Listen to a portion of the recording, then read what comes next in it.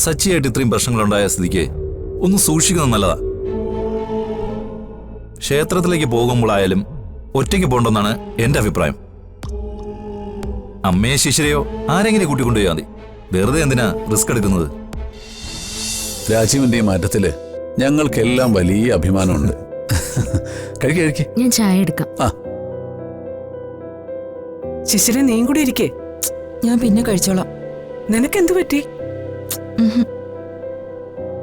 ശിവയോഗിയുടെ ആശ്രമത്തിലെ പൂജ നടത്താൻ ആളെ എന്നെ ഉദ്ദേശിക്കുന്നുണ്ടോ? ഒരിക്കലത് അലങ്കോലമായതല്ലേ. ഇനി ഉടനെ അത് നടത്തുന്നതിനെ കുറിച്ച് ആലോചിച്ചിട്ടില്ല. ഇനി പൂജയും വേണ്ട, വഴിപാടും വേണ്ട. രണ്ടുപേരും കൂടി ഒരുമിച്ച് സന്തോഷമായിട്ടങ്ങ് ജീവിച്ചാ മതി. ഒരു കുഞ്ഞുകൂടിയൊക്കെ ആകുമ്പോ ഇതുവരെ ഇല്ലാതിരുന്ന എല്ലാ സന്തോഷങ്ങളും താനെ വന്നോളും. അമ്മേ, നമ്മൾ വിചാരിക്കുന്ന പോലൊന്നും അല്ല കാര്യങ്ങൾ. ഇതില് നമ്മളറിയാത്ത എന്തൊക്കെയോ സത്യങ്ങളുണ്ട്. ആളെ എന്താ ഉദ്ദേശിക്കുന്നത്? അവളെ താലി കെട്ടി സ്വന്തമാക്കാത്ത സ്ഥിതിക്ക് ആ പൂജയില് ഭർത്താവിന്റെ സ്ഥാനത്ത് ഇരുന്നത് തന്നെ ദോഷമായി പോയോന്നാ എൻ്റെ ഒരു സംശയം. നീ ഒന്ന് പതുക്കെ പറ, അവള് കേൾക്കും. അവളുടെ കഴുത്തി കിടക്കുന്ന താലി നീ കെട്ടിയതാണെന്ന് ഇപ്പോഴും അവള് വിചാരിക്കുന്നത്. അളയാ, ഇക്കാര്യത്തിൽ ന്യായ അന്യായമൊന്നും പറയാൻ ഞാൻ ആളല്ല. എവിടെ വെച്ച് നിങ്ങൾ രണ്ടുപേരും ഒരുമിച്ചു, അത് ദൈവത്തിന്റെ തീരുമാനമായിരുന്നു. ഒരു ദാമ്പത്യ ജീവിതം ഇതുവരെ നിങ്ങൾക്ക് തുടങ്ങാൻ സാധിച്ചിട്ടില്ല. പക്ഷേ ഇനി അത് വൈകിക്കരുതെന്നാണ് എൻ്റെ അഭിപ്രായം. ഇനി ഈ കാത്തിരിപ്പ് മതിയാക്കാം. സമൃദ്ധി അളിയനും ഒരുമിച്ച് ജീവിച്ചു തുടങ്ങണം. അത് തന്നെ ഞാനും പറയുന്നത് മോനെ. ജീവിതം ഒരിക്കലേ ഉള്ളൂ. അത് വെറുതെ പാഴാക്കിയ പിന്നീട് നിരാശപ്പെടേണ്ടി വരും. അളിയ, സമൃദ്ധ അളിയന്റെ ഭാഗ്യമാണ്. അത് അളിയൻ മറക്കരുത്.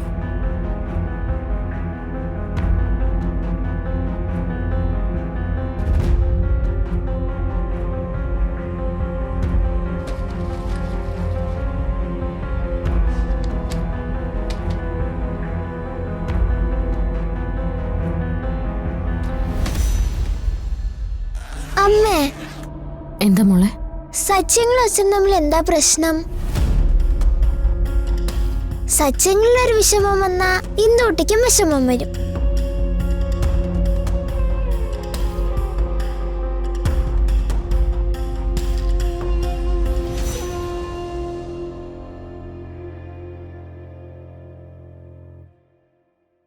ഗൗരിമോളെ, ഒരു ദിവസം മോള് ഇന്ദൂട്ടിയും കൊണ്ട് ഇങ്ങോട്ടേക്ക് വരണേ.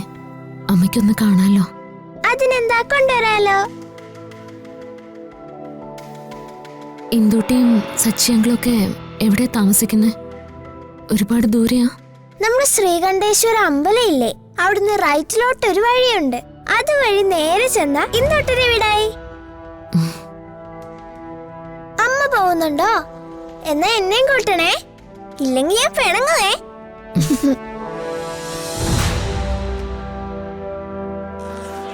മോളറിഞ്ഞോ, അമ്മയുടെ വയറ്റില് കുഞ്ഞാവയുണ്ട്, ഒരു അനിയൻ ബാവ. അനിയൻ ബാവയെന്ന് സച്ചേട്ടങ്ങ് തീരുമാനിച്ചോ? ചിലപ്പോ അനിയത്തിയാണെങ്കിലോ? ഞാൻ അറിയാതെ പറഞ്ഞു പോയതാ. അനിയനായാലും അനിയത്തിയായാലും നമുക്ക് ഒരുപോലെയല്ലേ. എന്നാലും സച്ചേന്റെ ഉള്ളിലെ ആഗ്രഹമല്ലേ അറിയാതെ പുറത്തു വന്നത്. ആ നാവ് പൊന്നായിരിക്കട്ടെ. ഒരു മോനും ഒരു മോളും നല്ല രസമായിരിക്കുമല്ലേ സച്ചേട്ട? ആ കാഴ്ച മനസ്സിൽ കാണുമായിരുന്നു ഞാൻ. ഈ മുറ്റത്ത് ഓടിക്കളിക്കുന്ന നമ്മുടെ കുഞ്ഞുങ്ങൾ, അവരുടെ പിന്നാലെ കളിച്ചും ചിരിച്ചും താനും ഞാനും.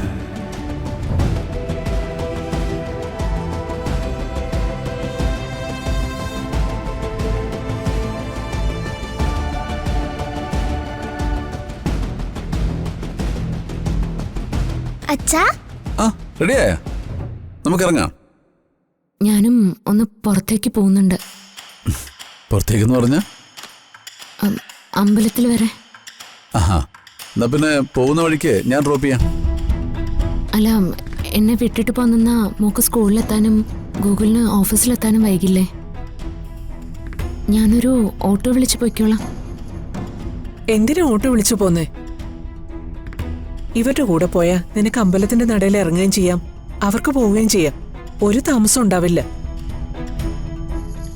എന്തിനാ അമ്മ വെറുതെ നിർബന്ധിക്കുന്നത്? സമൃദ്ധ ഓട്ടോയിൽ പൊക്കോട്ടെ, ഞങ്ങൾ പൊക്കോളാം. എന്നാ പിന്നെ ശിശിരിയോടും കൂടി മോളുടെ കൂടെ വരാൻ പറയാം. ശിശിരേച്ചി ഒരുങ്ങി റെഡിയായി വരുമ്പോഴേക്കും നട അടയ്ക്കും. ഞാൻ പോയിട്ട് പെട്ടെന്ന് വരാം. നമുക്ക് പോയാലോ? അമ്മേ, ഉമ്മ. ടാറ്റാ ടാറ്റാ. ടാറ്റ. എന്തെങ്കിലും ആവശ്യം എന്നെ വിളിച്ചാൽ മതി. അമ്മേ, ശരി. അപ്പാ. ബൈ.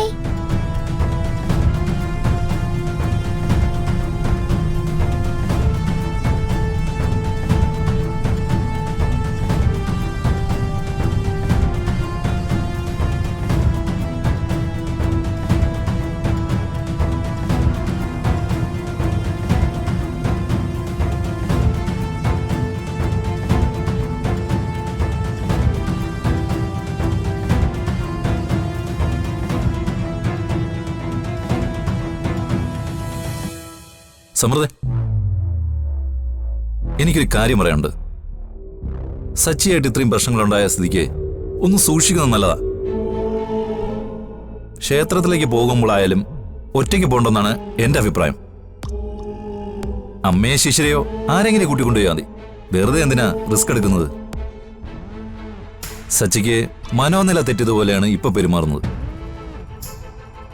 ഇങ്ങനെയുള്ളൊരു സന്ദർഭത്തിൽ സമൃദ്ധയെ ഒറ്റയ്ക്ക് എവിടെയെങ്കിലും വെച്ച് കണ്ട അയാൾ എങ്ങനെ പെരുമാറുമെന്ന് പറയാൻ പറ്റില്ല. സാരമില്ല, ഞാൻ സൂക്ഷിച്ചോളാം.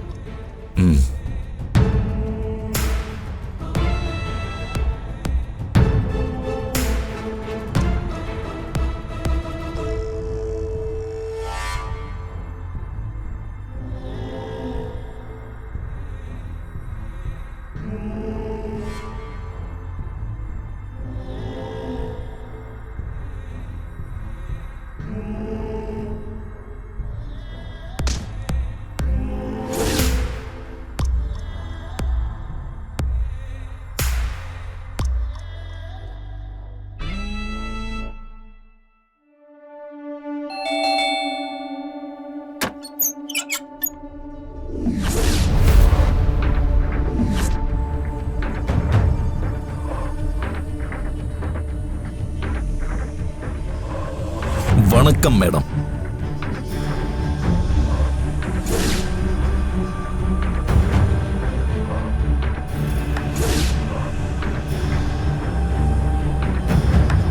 എന്താ മേഡം ഇങ്ങനെ തുറച്ചു നോക്കിക്കൊണ്ടിരിക്കുന്ന?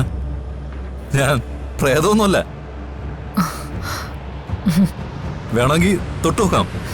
അതല്ല രാജീവ്, ഇത്ര പെട്ടെന്ന്, അതും ഈ ഒരു വേഷത്തിൽ.